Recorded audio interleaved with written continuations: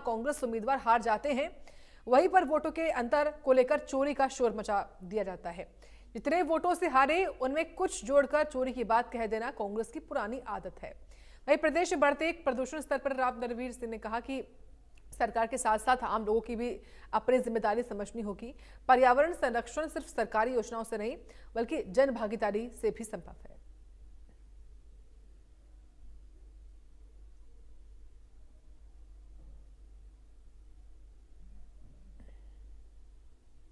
तो कैबिनेट मंत्री राव नरवीर ने बयान दिया है, प्रदूषण को लेकर भी वो बोले और साथ ही वोट चोरी को लेकर भी उन्होंने बयान दिया है।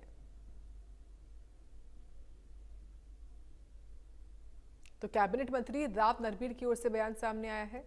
वो तो सरकारी कोशिश करने के बावजूद भी हम उसकी मात्रा को कम नहीं कर पा रहे। जैसे हमने 1996 में सरकार बनते ही पहली कदम से शराबबंदी की थी और 1998 में वो खोलनी पड़ी क्योंकि उन जन भागीदारी नहीं मिली। सहभागिता जनता की जरूरी है। इस पोल्यूशन को भी कंट्रोल करने के लिए अकेला सरकार का दायित्व नहीं।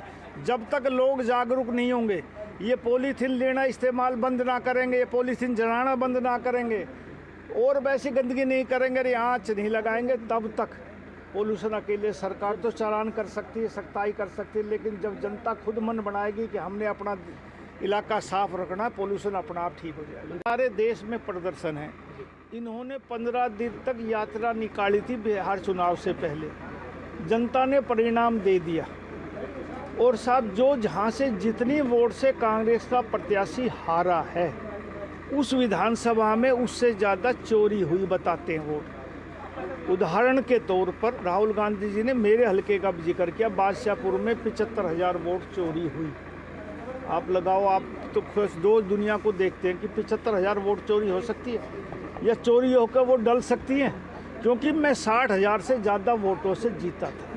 राहुल गांधी जी के तीसरे दिन बयान देने के बाद कप्तान अजय सिंह का आता है इसमें वीडियो कि मेरे यहाँ 35,000 वोट चोरी हुई, क्योंकि वो 32-33,000 से हारा, तो इसलिए 35 कहती। जो कांग्रेस का प्रत्याशी जिस विधानसभा में जितनी वोट से हारा उससे 2-3 हजार वोट फालतू चोरी हो गई। और वहीं जसपा के नेता दिग्विजय चौटाला ने गठबंधन को लेकर खुलासा किया। उन्होंने कहा कि विधानसभा चुनाव परिणाम आने के बाद जेजेपी ने गठबंधन का प्रस्ताव सबसे पहले कांग्रेस को दिया था, लेकिन कांग्रेस ने इस प्रस्ताव को स्वीकार नहीं किया। उन्होंने कहा कि कांग्रेस चाहती थी कि वो किसी के साथ हाथ ना मिलाए और ऐसे ही रहे। वही दिग्विजय ने आरोप लगाया कि विपक्ष की भूमिका निभाने में कांग्रेस विफल रही है, जबकि जेजेपी के कार्यकर्ता लगातार जनता की समस्याओं को लेकर सड़कों पर उतर रहे हैं, संघर्ष कर रहे हैं। उन्होंने कहा कि जेजेपी हमेशा जमीन से जुड़े मुद्दों को उठाती रही है। नहीं, हमने को मिल के काम करना, ये तो हालात परिस्थितियों का खेल था।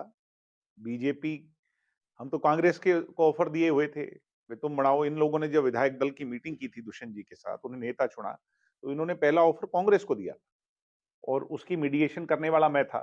मैंने जो भूपेंद्र सिंह हुड्डा से टेलीफोन पे 2-3 दफे बातचीत की, उनके प्रदेशाध्यक्ष से बातचीत की। वो इस सोच को कहीं ना कहीं मन में बनाए हुए थे कि ये बीजेपी के साथ भी ना जाएं, हमारे साथ भी ना आए और बीच में अटक के जो है ना इनका नुकसान हो जाए, जैसा किसी जमाने में कुलदीप बिश्नोई जी का हुआ था। तो हमने फिर एक फैसला लिया कि नहीं, हम घर तो नहीं बैठेंगे, हम अपनी भूमिका को अदा करेंगे। तो लोगों ने, हो सकता है हमारे को बीजेपी के साथ जाने का खामियाजा हुआ, उस नाराजगी ने वो ठीक रहा हमारे सिर फोड़ दिया और कांग्रेस वाले फिर भी सरकार नहीं बना पाए, बीजेपी को तो नहीं रोक पाए। तो मेरा कहने का मतलब है, आप गांव में आम चर्चा है, भाई तुम 10 में भी ताकतवर